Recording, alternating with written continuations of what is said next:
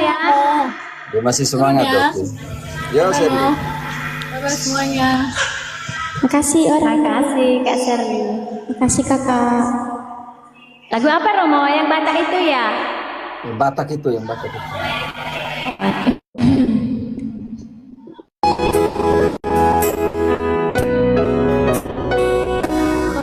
Setia. Jangan terus setia nanti jadi korban.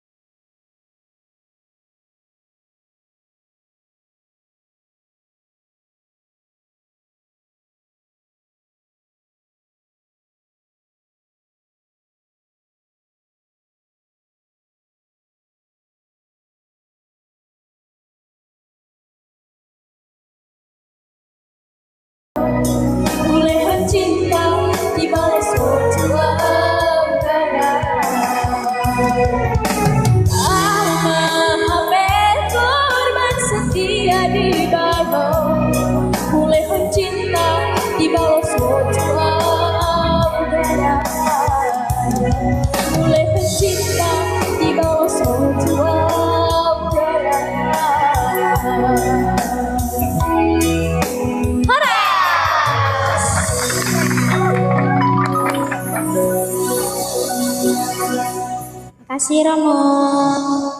Oke. Wah, terima kasih. Sekarang saya kos turun kalian karena saya mau mengajar. Iya Romo ya. Makasih ya Romo. Makasih banyak ya Romo ya. Tuhan memberkati. Sampai ketemu Yang orang 15 baik, hari terima lagi. kasih. Iya oke. Oke Romo. Terima Jaga kasih ya. kesehatannya ya Romo. Ya. Kakak Gabang juga. Makasih berkahnya. Jaga kesehatannya ya. Ya, Doa oke, terima terbaik kasih. untuk kalian semua. Amin. Aduh, akhirnya kita menantikan kesabaran kita masing-masing. Terima kasih ya teman-teman. Terima kasih untuk semua yang telah dengan hati yang mulia, dengan hati yang tulus memberikan yang terbaik. Hari ini untuk mereka, besok untuk saya. Ingat agama yang murni di dalam Yakobus 1:27. Agama yang murni adalah mengunjung yatim piatu dan janda-janda dalam kesusahan mereka dan menjaga agar dirimu tidak dicemarkan oleh dunia. Jadi terima kasih ya teman-teman sudah ada di sini. Di manakah engkau ketika aku lapar? Matius 25. Di manakah engkau aku telanjang, di penjara, sakit, orang asing dan semuanya itu. Terima kasih ya. Terima kasih.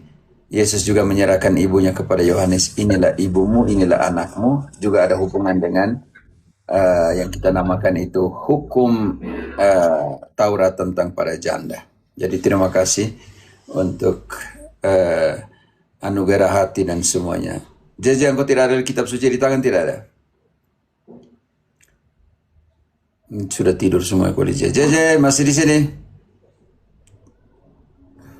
Waduh, sudah tidur semua. Oke, ini saya engkau bantu dulu. Saya Oh, engkau tidak ada kitab suci? Sudah tidur? di koper, Pater. Tidak, Ya, jadi? tidak ada. Oh, oke. Engkau sudah jam 12 lewat. Saya Engkau mute kan engkau. Bantu dulu untuk menutupi permenungan tentang saudara-saudari kita, anak-anak yatim piatu dan panti asuhan. Yesaya 58 ayat 7 selanjutnya. Supaya engkau memecah-mecah rotimu bagi orang yang lapar dan membawa ke rumahmu orang miskin yang tak punya rumah. Dan apabila engkau melihat orang telanjang, supaya engkau memberi dia pakaian dan tidak menyembunyikan diri terhadap saudaramu sendiri. Pada waktu itulah terangmu akan merekah seperti fajar, dan lukamu akan pulih dengan segera. Kebenaran menjadi barisan depanmu, dan kemuliaan Tuhan barisan belakangmu. Pada waktu itulah engkau akan memanggil, dan Tuhan akan menjawab. Engkau akan berteriak minta tolong, dan Ia akan berkata, "Ini aku." Apabila engkau tidak lagi mengenakan kuk kepada sesamamu dan tidak lagi menunjuk-nunjuk orang dengan jari dan memfitnah, apabila engkau menyerahkan kepada orang lapar apa yang kau inginkan sendiri dan memuaskan hati orang yang tertindas, maka terangmu akan terbit dalam gelap dan kegelapanmu akan seperti rembang tengah hari. Tuhan akan menuntun engkau senantiasa dan akan memuaskan hatimu di tanah yang kering, dan akan membaharui kekuatanmu. Engkau akan seperti taman yang diairi dengan baik, dan seperti mata air yang tidak pernah mengecewakan. Jangan pernah ragu, Tuhan sudah menjanjikan untuk mereka yang punya hati. Karena itu di mana hatimu berada, di situ hartamu berharga. Kalian bisa buat baik tanpa harus lihat kamu punya follower banyak atau tidak. Tanpa harus lihat kamu punya follower banyak atau tidak untuk bisa berbuat baik. Yakobus 4 ayat ke-17. Dah baca dari 15. Sebenarnya kamu harus berkata, jika Tuhan menghendakinya, kami akan hidup dan berbuat ini dan itu.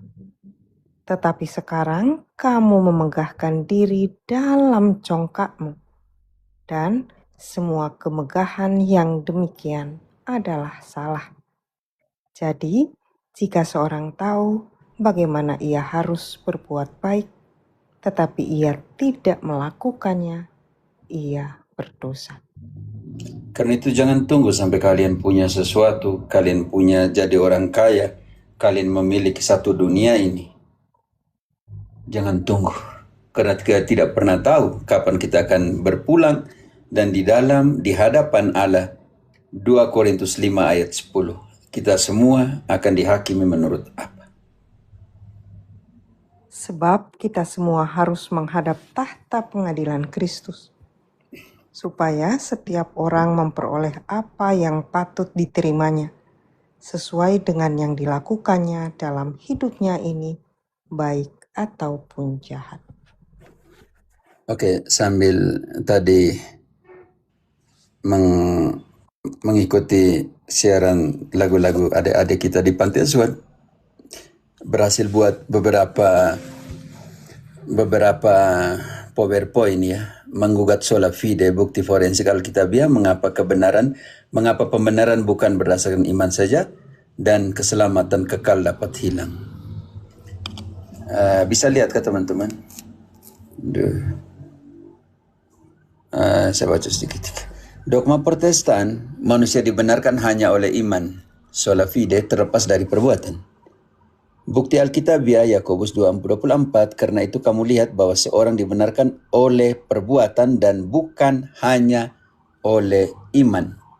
Fakta kritis, Yakobus 2:24 adalah satu-satunya ayat dalam seluruh Alkitab di mana kata iman dan saja digabungkan dalam satu kalimat. Alkitab secara eksplisit menolak formulasi sola fide. 2 paradigma pembenaran. Paradigma reformasi Martin Luther, kebenaran fiktif yang kita namanya imputed righteousness, kan? Analogi Luther, orang yang dibenarkan seperti tumpukan kotoran yang tertutup salju.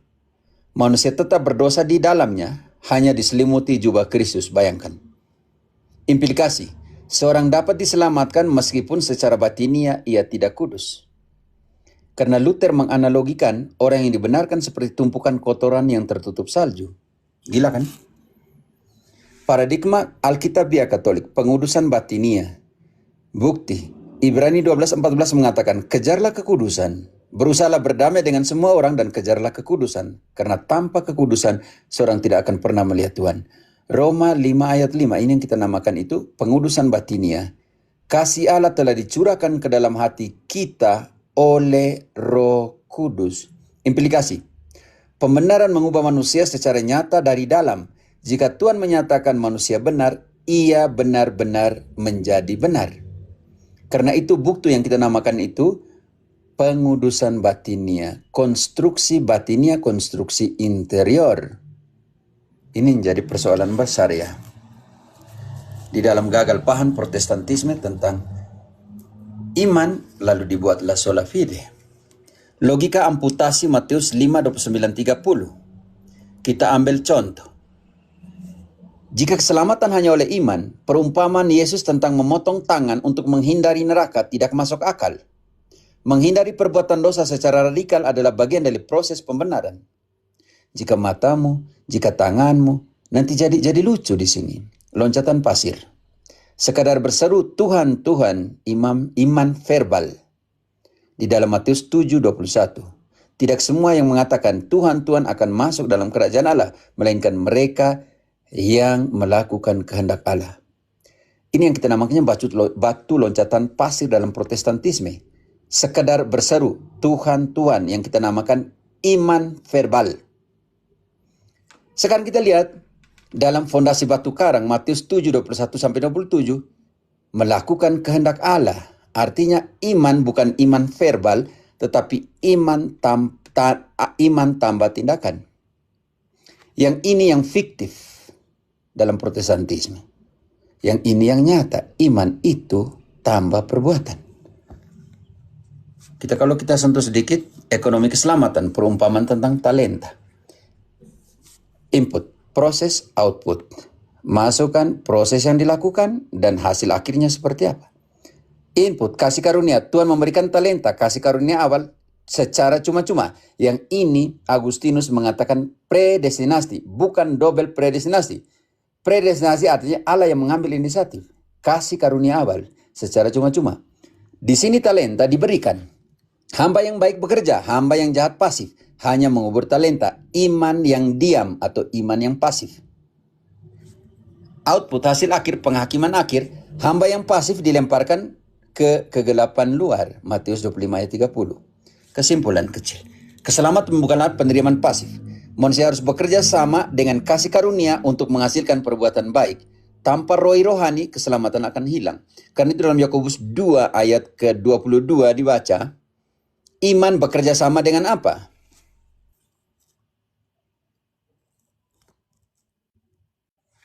Yakobus 2:22. Yakobus 2:22. Kamu lihat bahwa iman bekerja sama dengan perbuatan-perbuatan, dan oleh perbuatan-perbuatan itu iman menjadi sempurna. Siapa yang menyempurnakan iman di situ? Ide saya. Perbuatan-perbuatan, Pater. Perbuatan yang menyempurnakan iman, bekerja sama mereka. Karena itu iman bukanlah iman pasif, iman aktif. Ini anatomi kehilangan keselamatan.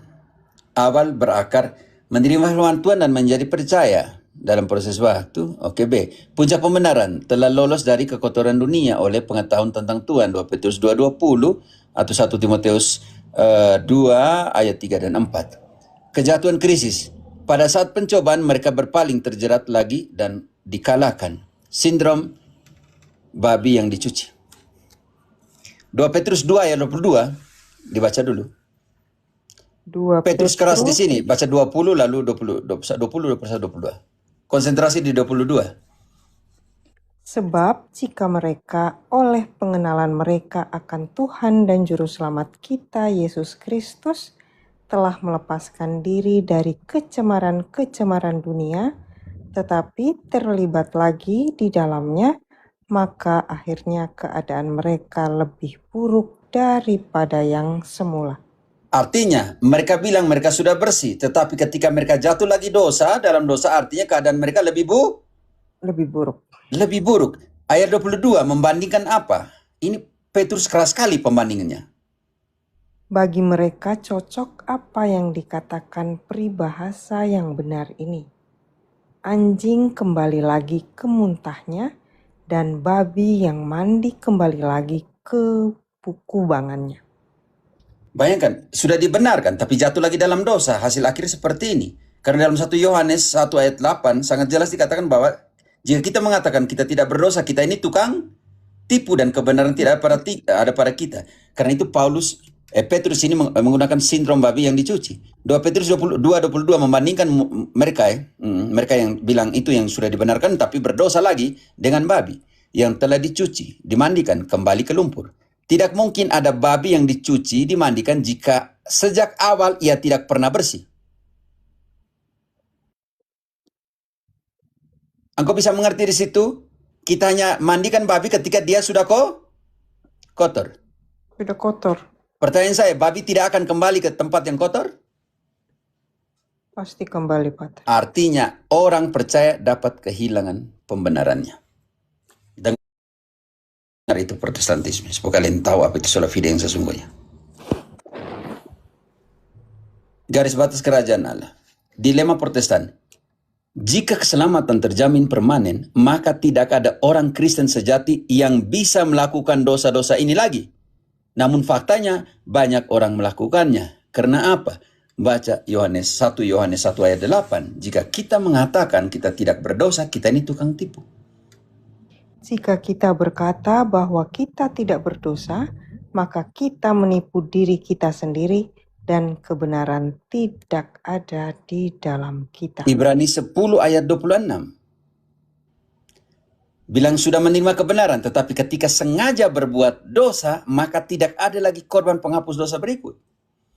Sebab jika kita sengaja berbuat dosa sesudah memperoleh pengetahuan tentang kebenaran, maka tidak ada lagi korban untuk menghapus dosa itu. Mereka yang sudah dibenarkan ini akan kemana? Tunggu apa? Ayat 27.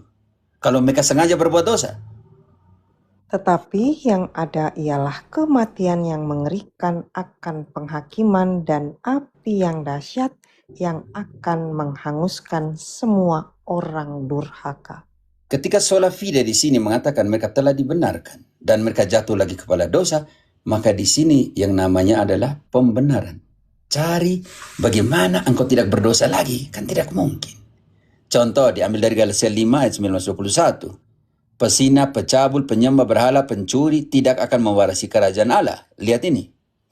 Resolusi yang kita temukan dalam Efesus 5:5-8. Paulus memperingatkan orang yang sekarang adalah terang di dalam Tuhan untuk jangan ambil bagian dengan mereka. Kesimpulan, anak terang bisa jatuh ke dalam dosa berat dan diusir dari warisan surgawi. Buktikan Efesus 5:5-8. Efesus 5:5-8. Karena ingatlah ini baik-baik, tidak ada orang sundal, orang cemar, atau orang serakah. Artinya penyembah berhala yang mendapat bagian di dalam kerajaan Kristus dan Allah. Artinya ketika engkau sundal, zina, cemar, dan serakah, benih kerajaan Allah itu hilang atau tidak di situ? Engkau akan mewarisi atau tidak di situ? Indri? Tidak. Hilang. Tidak. Hilang dengan sendiri. Makanya kesimpulan anak terang bisa jatuh ke dalam dosa. Baca ayat 6-8-nya juga. Janganlah kamu disesatkan orang dengan kata-kata yang hampa, karena hal-hal yang demikian mendatangkan murka Allah atas orang-orang durhaka. Sebab itu janganlah kamu berkawan dengan mereka. Memang dahulu kamu adalah kegelapan, tetapi sekarang kamu adalah terang di dalam Tuhan. Sebab itu, hiduplah sebagai anak-anak terang. Kalau seandainya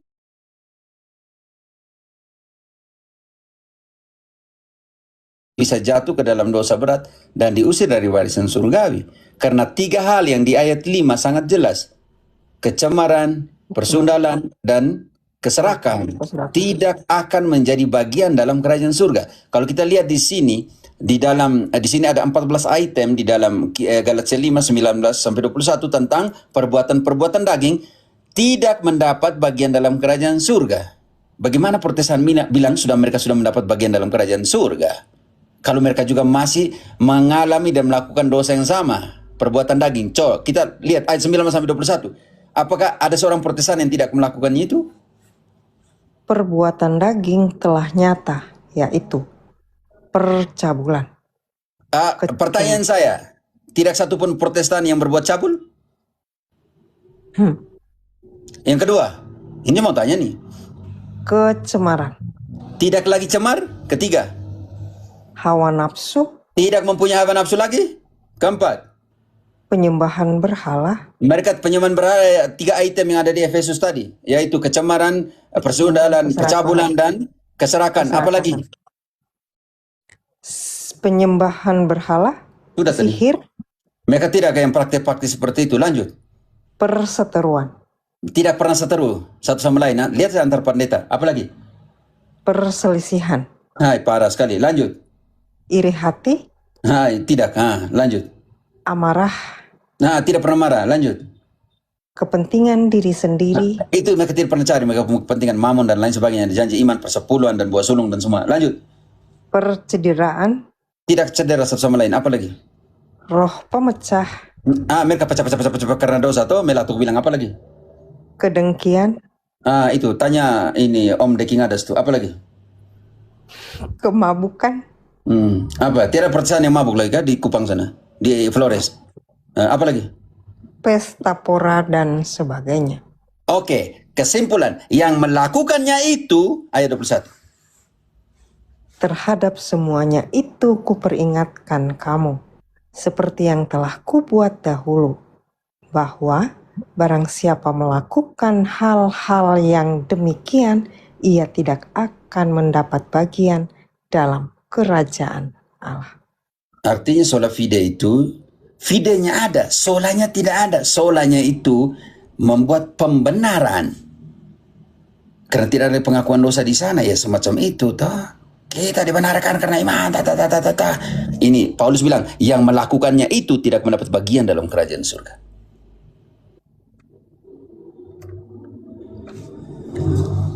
Sekarang kita buat pembanding dari Santo Paulus sendiri. Santo Paulus takut tidak masuk kerajaan surga. Contoh 1 Korintus 9 ayat 27. Santo Paulus yang omong tentang sola fide ini yang diambil yang bukan sola fide dalam pengertian yang Protestan punya, tidak menggunakan yang omong tentang fide ini, dia punya ketakutan. Mungkin dia tidak bisa masuk kerajaan surga. Coba kita baca 1 Korintus 9 ayat 27. Tetapi aku melatih tubuhku dan menguasainya seluruhnya, supaya sesudah memberitakan Injil kepada orang lain, jangan aku sendiri ditolak. Bayangkan, kalau kita mau analisa kalimat itu, Paulus sendiri cemas dia tidak akan masuk kerajaan surga? Iya. Analisa, baca kembali, karena dia menggunakan adokimos di situ. Nanti saya jelaskan apa itu adokimos. Tetapi aku melatih tubuhku dan menguasainya seluruhnya, supaya sesudah memberitakan Injil kepada orang lain, jangan aku sendiri ditolak. Lihat, analisa adokimos, reborbate, terkutuk, terbuang, digunakan dalam 2 Timotius 3 ayat 8. Mendeskripsikan jiwa-jiwa yang binasa di neraka. Bayangkan, dia menggunakan kata yang sama. Paulus juga cemas, takutnya setelah dia mewartakan Injil kepada orang lain, dia juga ditolak. Ditolak di mana? 2 Timotius 3 ayat 8. Kecemasan Paulus juga di situ. Sama seperti Yanes dan Yambres menentang Musa, demikian juga mereka menentang kebenaran.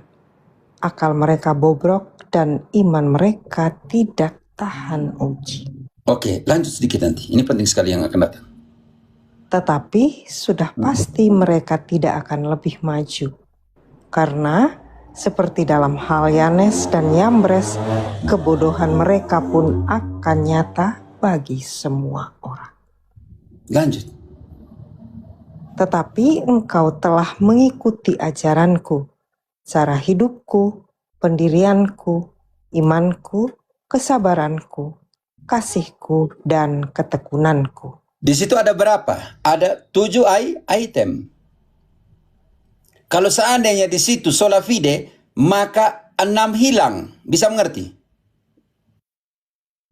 Karena Paulus bilang, ikutilah ajaranku, ikutilah cara hidupku. Yang ketiga, pendirianku, keempat, imanku, kelima, kesabaranku, keenam, kasihku, ketujuh, ketekunanku. Kalau hanya ikut imannya Paulus, maka 6 hal harus hilang. Jadi bukan sola lagi di sini, bukan sola imannya Paulus. 7 hal itu harus bersamaan, ajaranku, pendirianku, cara hidupku, imanku, kasihku, kesabaranku, itu harus diikut. 7 Paulus bilang. Karena itu Paulus adalah orang percaya sejati yang telah dibenarkan. Hati-hati. Ketika kita mengatakan Paulus sudah dibenarkan, kenapa dia di sini dia takut? Setelah mewartakan Injil, dia ditolak. Bisa mengerti? Paulus mengakui bahwa melalui dosa, ia bisa menjadi adokimos, terkutuk, terbuang, atau ditolak.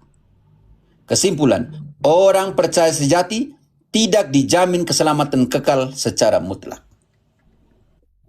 Dengar itu Protestantisme.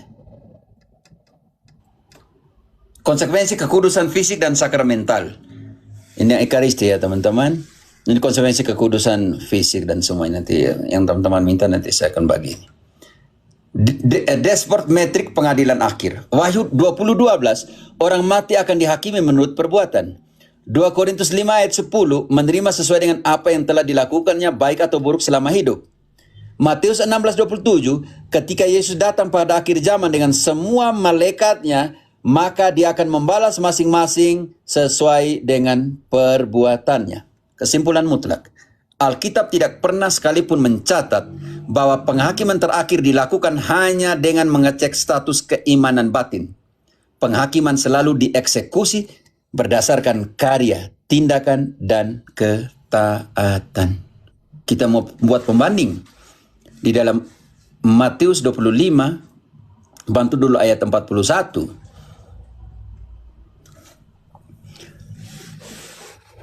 Dan ia akan berkata juga kepada mereka yang di sebelah kirinya, "Enyalah dari hadapanku, hai kamu orang-orang terkutuk.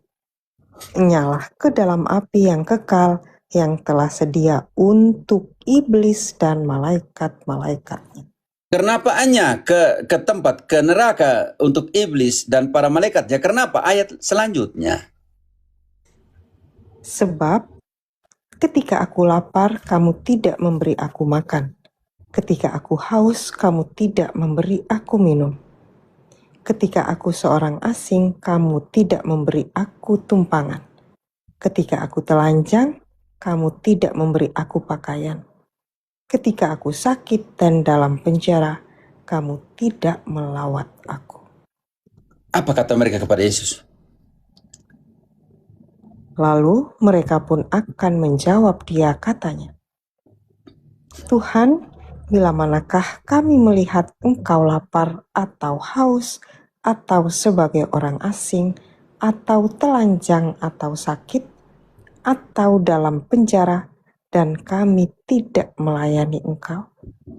Setiap kali, kata Yesus, Maka ia akan menjawab mereka, "Aku berkata kepadamu, sesungguhnya segala sesuatu yang tidak kamu lakukan untuk salah seorang dari yang paling hina ini, kamu tidak melakukannya juga untuk aku." apa artinya di sini? Ketika tidak melakukannya, kamu siap-siap kemana? Ke tempat iblis dan para malaikatnya. Di api yang bernyala-nyala. Oke. Dekonstruksi objektif. Kita pakai objektif. Ayat yang dipotong. Ayat yang selalu digunakan oleh Protestantisme adalah Yohanes 3 ayat 16 dan Roma 10 ayat 9. Sekarang kita lihat Yohanes 3 ayat 16. Tanpa membaca ayat lain. Karena begitu besar kasih Allah akan dunia ini, sehingga ia telah mengaruniakan anaknya yang tunggal, supaya setiap orang yang percaya kepadanya tidak binasa, melainkan beroleh hidup yang kekal. Selesai. Sekarang kita baca ayat 19 yang tidak mau dibaca sampai di sana. Dan inilah hukuman itu. Terang telah datang ke dalam dunia, tetapi manusia lebih menyukai kegelapan daripada terang. Kenapa? Tahan dulu. Karena apa manusia lebih menyukai gelap daripada terang? Sebab perbuatan-perbuatan mereka jahat. Saya pikir iman mereka, ternyata sebab. Oke, sekarang objektif kedua. Bagaimana dekonstruksi objektif ayat yang dipotong? Kita lihat Roma 10 ayat 9 itu diambil dari mana? Bongkar ya teman-teman, bongkar. Yang selama ini saya diam-diam mereka suruh saya bongkar ya, sekarang saya bongkar. Saya bongkar dengan skriptura di tangan. Sebab jika kamu mengaku dengan mulutmu bahwa Yesus adalah Tuhan dan percaya dalam hatimu bahwa Allah telah membangkitkan Dia dari antara orang mati, maka kamu akan diselamatkan. Roma 10 ayat 9 dikutip dari Ulangan 30 14 sampai dengan 16. Ulangan 30 14 sampai 16. Tetapi firman ini sangat dekat kepadamu, yakni di dalam mulutmu dan di dalam hatimu untuk dilakukan. Bandingkan jika kamu percaya dengan hatimu dan mengaku dengan mulut. Di sini Paulus mengambilnya dari ayat 14, Ulangan 30 ayat 14 diulang kembali. Hati dan mulut. Tetapi firman ini sangat dekat kepadamu, yakni di dalam mulutmu dan di dalam hatimu untuk dilakukan. Untuk dilakukan atau untuk diimani? Dilakukan. Baca belum selesai sampai 16. Ingatlah, aku menghadapkan kepadamu pada hari ini kehidupan dan keberuntungan, kematian dan kecelakaan. Karena pada hari ini aku memerintahkan kepadamu untuk mengasihi Tuhan Allahmu dengan hidup menurut jalan yang ditunjukkannya dan berpegang pada perintah, ketetapan, dan peraturannya, Karena supaya itu, engkau hidup, supaya engkau hidup dan bertambah banyak dan diberkati oleh Tuhan Allahmu di negeri kemana engkau masuk untuk mendudukinya. supaya engkau hidup. Ingat, mengaku dengan mulut dan percaya dengan hati supaya kamu hidup. Paulus yang kita namanya itu kutipan yang diambil prefigurasinya ada di sini. Baca sekarang, kita baca Roma 10 ayat 9. Tetapi tidak menghilangkan perintah-perintah dan melakukan. Makanya di situ dalam Matius 7 ayat 21, tidak semua yang mengatakan Tuhan Tuhan akan masuk kerajaan surga, melainkan mereka yang melakukan kehendak Allah. Oke teman-teman, ini yang sedikit hermeneutik sedikit untuk kalian. Oke, membongkar Efesus 2 8-9. Tolong, ini yang ayat yang selalu dibuka malam hari ini. Saya bongkar semua. Sebab Sebenarnya saya tidak mau bongkar, hanya karena sudah terlalu serang, ya sudah. Selamat tinggal, sudah. Sebab karena kasih karunia kamu diselamatkan oleh iman. Itu bukan hasil usahamu, tapi pemberian Allah. Itu bukan hasil pekerjaanmu. Jangan ada orang yang memegahkan diri. Garis bawah, iman bukan karena perbuatan, karena hasil usaha. Tetapi pemberian Allah. Oke, karena itu 89 menekankan diselamatkan oleh iman bukan karena perbuatan. Tetapi karena mereka suka mutilasi, ayat 10-nya dihilangkan dan tidak dibaca. Sekarang baca ayat 10. Karena kita ini buatan Allah, diciptakan dalam Kristus Yesus untuk melakukan pekerjaan baik yang dipersiapkan Allah sebelumnya. Ia mau supaya kita hidup di dalamnya. Karena kita disiapkan sejak semula, sejak ciptaan, untuk melakukan perbuatan baik. Tidak ada perbuatannya. Baca ayat 10. Engkau ini bagaimana? Ayat ada di depan, kau tambah-tambah sesuatu yang tidak ada di situ. Karena kita ini baca ayat 10. Allah. Di situ ya, bukan perbuatannya. Perbuatan baik. Kita disiapkan untuk melakukan perbuatan baik. Indri, tolong jangan tafsir itu. Karena kita ini buat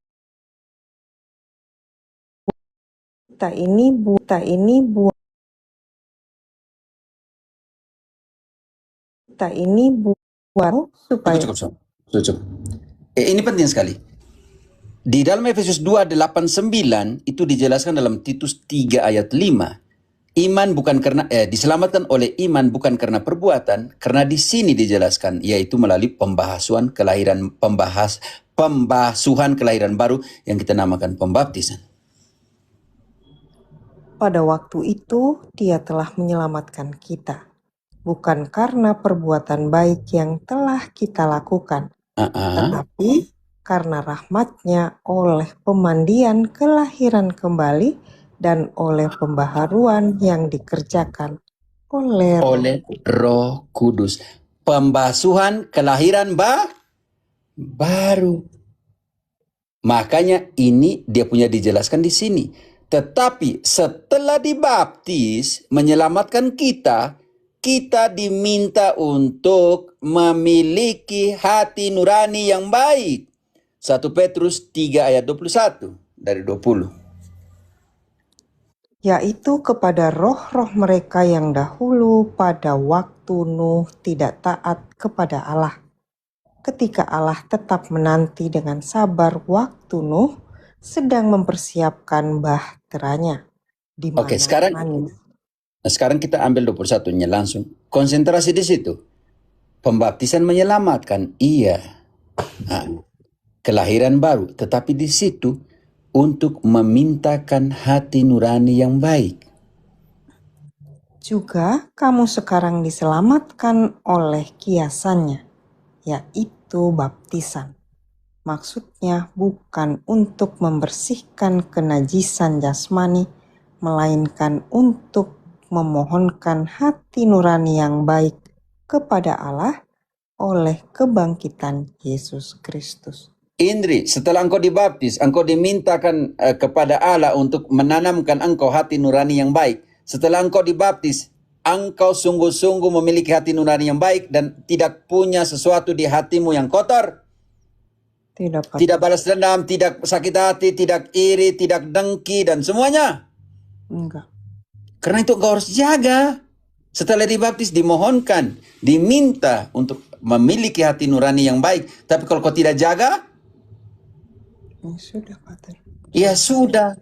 Filipi 3 ayat 16. Maaf, Filipi ya. Filipi coba 2 ayat 11-12. Filipi 2:12. Hai saudara-saudaraku, Bukan. 3:11 apa? supaya aku akhirnya beroleh kebangkitan dari antara orang mati. 2:11 tadi apa? 2:11, dan segala lidah mengaku. Yesus Bukan. Saya Kristus. tidak.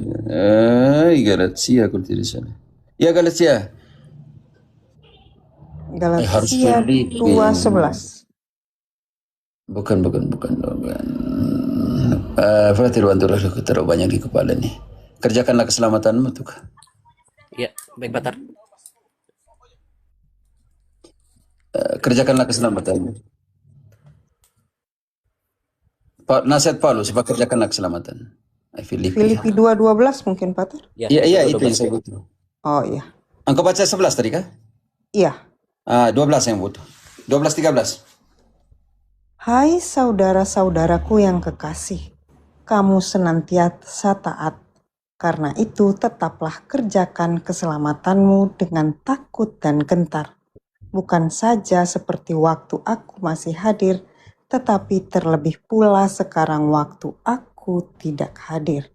Bayangkan, saudara dan saudariku, pembaptisan memohonkan hati nurani yang baik. Kalau kau tidak jaga itu, kau hilang atau tidak hati nuranimu yang baik? Iya, Pater, hilang. Engkau dibaptis, tapi engkau jadi pembunuh, iya tidak ada guna. Engkau dibaptis, tetapi yang di dalam hatimu hanya dengki, emosi, marah, dendam, tidak ada guna. Karena itu Efesus 2:8-9 tidak membahas jamin keselamatan kekal pasca keselamatan. Ia membahas pembenaran awal, penghapusan dosa asal, yang di mana? Oleh pembahasan kelahiran baru. Yang diberikan cuma-cuma melalui pembaptisan, yang diwakili dengan kata iman, bukan hasil usaha manusia. Tolong, yang ini yang Efrasoro bilang tafsir yang geng itu. Kesalahan terbesar sola fide, Roma 3:28. Tolong dibaca. Roma 3:8. Bukankah tidak benar fitnahan orang yang mengatakan bahwa Nona lihat ini baik-baik kok, bukan lihat ini baik-baik kok. Karena kami yakin bahwa manusia dibenarkan karena iman dan bukan karena ia melakukan hukum Taurat. Perbuatan hukum Taurat ditolak oleh Paulus. Definisi, aturan ritual perjanjian lama, sunat, terisi makan Yahudi, ritual Taurat, dan lain sebagainya. Konteks Galatia 2 ayat 4. Galatia 2 ayat 4. 14. Memang ada 14. Tetapi waktu kulihat bahwa kelakuan mereka itu tidak sesuai dengan kebenaran Injil, aku berkata kepada Kefas di hadapan mereka semua, jika engkau seorang Yahudi hidup secara kafir dan bukan secara Yahudi, bagaimana engkau dapat memaksa saudara-saudara yang tidak bersunat untuk hidup secara Yahudi? Oke. Di sini diselesaikan, ini penting sekali, oleh ayat bab 5 ayat 6. Sebab bagi orang-orang yang ada di dalam Kristus Yesus, hal bersunat atau tidak bersunat tidak mempunyai sesuatu arti. Hanya iman yang bekerja oleh kasih. Karena itu perbuatan baik kasih diwajibkan oleh Paulus. Definisi ketaatan moral kepada Kristus, menahan nafsu, mengampuni, dan semuanya. Konteks Galatia 5 ayat 6 yang telah kita baca tadi. Hanya iman yang bekerja oleh kasih. Status, syarat mutlak keselamatan. Karena itu di dalam penghakiman, Paulus bilang apa? Mereka akan dihakimi menurut perbuatan selama masa hidup. Baik ataupun Buruk. buruk. Di dalam 2 Korintus 5 ayat 10 yang telah kita baca tadi. Pernyataan kunci. Paulus menolak yudaisasi di dalam kekristenan, bukan menolak ketaatan moral. Pembenaran selain hukum Taurat bukan seperti pembenaran tanpa perbuatan baik. Ingat itu Protestantisme. Sintesis, arsitektur kasih karunia. Fase awal namanya pembenaran awal. Murni karunia Allah, baptisan, bukan hasil karya usaha manusia. Efesus 2:8 9 dijelaskan oleh Titus tadi. Bisa mengerti? Fase 2, pengudusan berjalan, sinergi iman tambah ketaatan kasih. Peringatan, jika jatuh dalam dosa berat tanpa pertobatan, kehilangan status pembenaran. Maka tadi Paulus juga takut atau tidak? Setelah aku mewartakan Injil, saya takut Ditolak. Bayangkan, Paulus sendiri seperti itu. Sekarang kita ambil contoh. Berhadapan dengan mereka yang belum mau bertobat. Ketika Paulus mengatakan sesuatu untuk para hamba Tuhan, untuk para pengajar di dalam 2 Timotius 2 ayat ke-23 dan 24 dulu dibaca sekalian. Hindarilah soal-soal yang dicari-cari, yang bodoh dan tidak layak. Engkau tahu bahwa soal-soal itu menimbulkan pertengkaran. Sedangkan seorang hamba Tuhan tidak boleh bertengkar, tetapi harus ramah terhadap semua orang. Tahan dulu di situ. Ini 24, jangan dulu 3:24 saja. Sekarang kita lihat 25. Di situ Paulus menggunakan kata mungkin masih diberikan kesempatan untuk bertobat. Bayangkan, sebesar Paulus yang digunakan ayat-ayat ya untuk pembenaran sola scriptura, sola fide, terutama kita malam ini bahas tentang kasih karunia, sola gratia dan sola fide, di mana ayat selanjutnya akan menjelaskan ini. Ia harus cakap mengajar, sabar, dan dengan lemah lembut dapat menuntun orang yang suka melawan. Sebab mungkin Tuhan memberikan kesempatan kepada mereka untuk bertobat dan memimpin mereka sehingga mereka mengenal kebenaran. Di situ Tuhan akan memberikan pembenaran ketika mereka Bertobat. Hebat sekali Paulus. Mungkin Tuhan masih memberikan kesempatan untuk Mungkin. Bagaimana Paulus menggunakan kata mungkin di situ? Mungkin Tuhan masih memberikan kesempatan untuk bertobat. Bagaimana Protestan bilang mereka sudah dicuci dengan darah Kristus. Di situ Paulus bilang mungkin Tuhan masih memberikan kesempatan untuk bertobat. Ayat selanjutnya. Dan 26. dengan demikian mereka menjadi sadar kembali karena terlepas dari jerat iblis yang telah mengikat mereka pada kehendaknya. Kalau mereka tidak mau bertobat, artinya mereka diikat oleh apa di situ? Kehendaknya siapa? Aduh, Iblis. kau berbaca ini kau tidak tahu jawab mana? Kalau mereka tidak bertobat, artinya mereka masih diikat oleh kehendak apa? Kehendak iblis, Pak. Ya maksudnya jawab. Jerat iblis. Kesimpulan inti, manusia tidak menyelamatkan dirinya sendiri, tetapi Kristus mewajibkan manusia berkolaborasi dengan kasih karunia-Nya. kerjakanlah keselamatanmu dengan takut dan gentar. Keselamatan bukanlah tiket garansi pasif yang diam di saku Anda. Ia adalah sebuah perlombaan, sinergi kasih karunia, dan ketaatan yang harus dimenangkan setiap hari.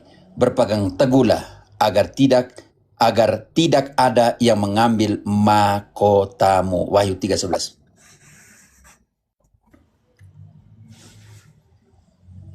Aku datang segera.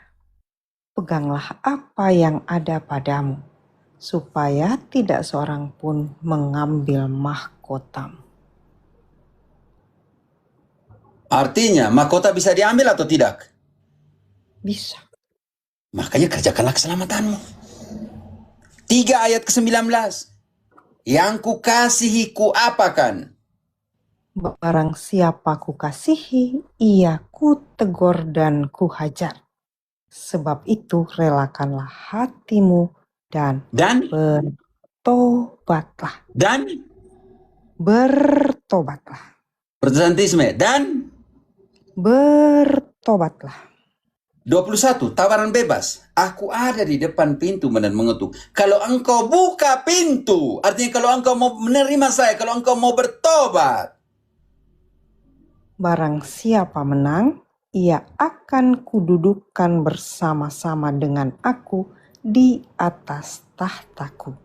Sebagaimana aku pun telah menang dan duduk bersama-sama dengan Bapakku di atas tahtanya. Engkau harus berjuang supaya mahkotamu jangan hilang. Kerjakanlah keselamatanmu. Oh, tadi ada buat sambil dengar menyanyi, ada buat beberapa PowerPoint. Ini tentang sola fide. Ini tentang membongkar tulip. Bagus sekali yang ini ya. Membongkar tulip, Alkitab menjawab doktrin Calvinis, sebuah tinjauan teologis tentang kasih karunia, kehendak bebas, dan karakter Allah. Ada yang mau ku?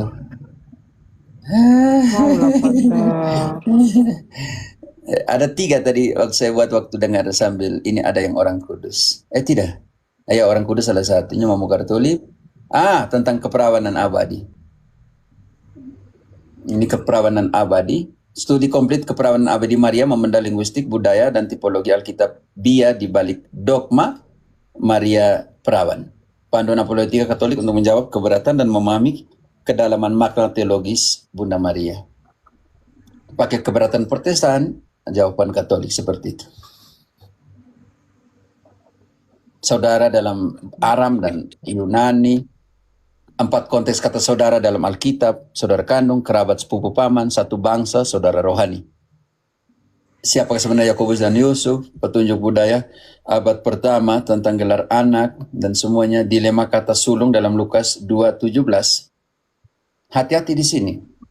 Salah paham modern dalam Protestantisme, anak sulung berarti urutan biologis. Berasumsi harus ada anak kedua, ketiga, dan sebagainya. Argumen ini mengklaim jika ia anak tunggal, Alkitab seharusnya memakai kata anak tunggal. Hati-hati, kita langsung ambil di sini. Kita langsung ambil dalam kasusnya siapa? Oke. Kita langsung kasusnya siapa? Di dalam Zakaria 12 ayat 10, nubuatan tentang Yesus. Di situ Yesus dikatakan anak tunggal dan anak sulung. Zakaria 12:10. Aku akan mencurahkan roh pengasihan dan roh permohonan atas keluarga Daud dan atas penduduk Yerusalem.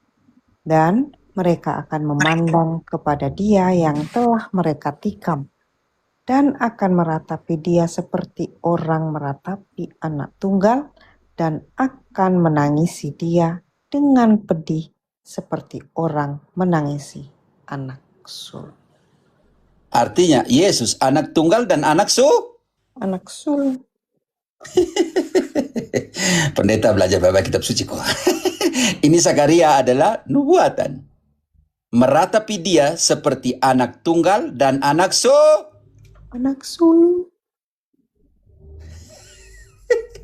Sekarang Daud dikatakan anak sulung, sedangkan Daud itu anak bungsu. Mazmur 89 ayat 27. Dengar itu kai Prasoro. Engkau yang membuat hermeneutik dari mana itu? Saya disuruh datang ke rumah tidak mau. hanya jago di YouTube saja. Pater, maaf, Mazmur berapa tadi, Pater? Saya nggak 89 27. Lihat sini. 89. Ya, 89 27.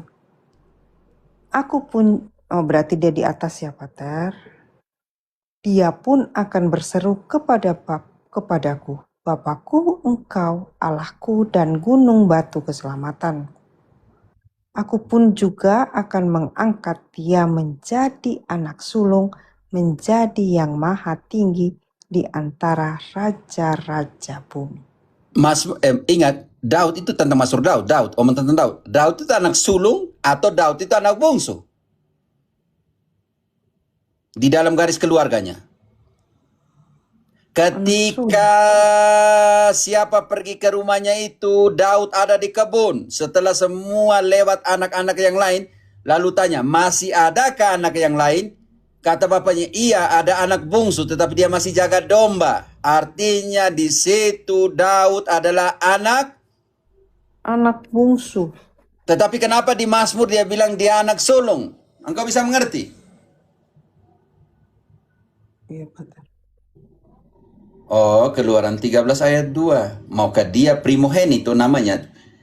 Mau dia adalah anak sulung dan anak satu-satunya, ataupun dia anak sulung, jangan dulu potong, walaupun dia ide saya selesai dulu baru potong, nanti bingung nanti orang yang dengar. Di dalam Keluaran 13 ayat 2, maupun dia anak sulung, anak satu-satunya, atau anak sulung, ataupun tidak ada anak yang lain, dia harus dipersembahkan. Keluaran 13 ayat 2. Kuduskanlah bagiku semua anak sulung, semua yang lahir terdahulu dari kandungan pada orang Israel, Itu baik yang pada dimaksudkan. manusia, Pada binatang dan pada manusia. Karena itu Lukas 2 ayat 7. Anak sulung dalam pengertian primogenito yang harus dipersembahkan kepada Allah. Baca kembali.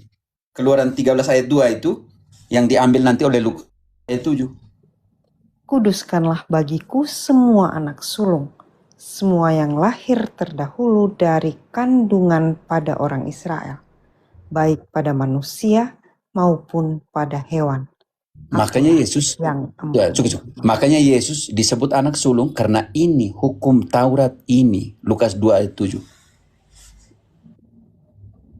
Dan ia melahirkan seorang anak laki-laki, anaknya yang sulung. Selesai. Dalam pengertian teologis, anak sulung ini harus dipersembahkan di Bait Allah. Di bait Allah, dikuduskan di sana. Tolong Efrasorum, hermeneutik itu yang benar, jangan bilang orang cacat. Ini nanti bilang tentang Yusuf, kata sintaksis kata heos ya teman-teman, sampai heos itu seperti apa dimaknai, buat pembandingnya dengan surat-surat yang lain, dengan Matius, dengan Samuel, dengan Mazmur dan banyak hal lain.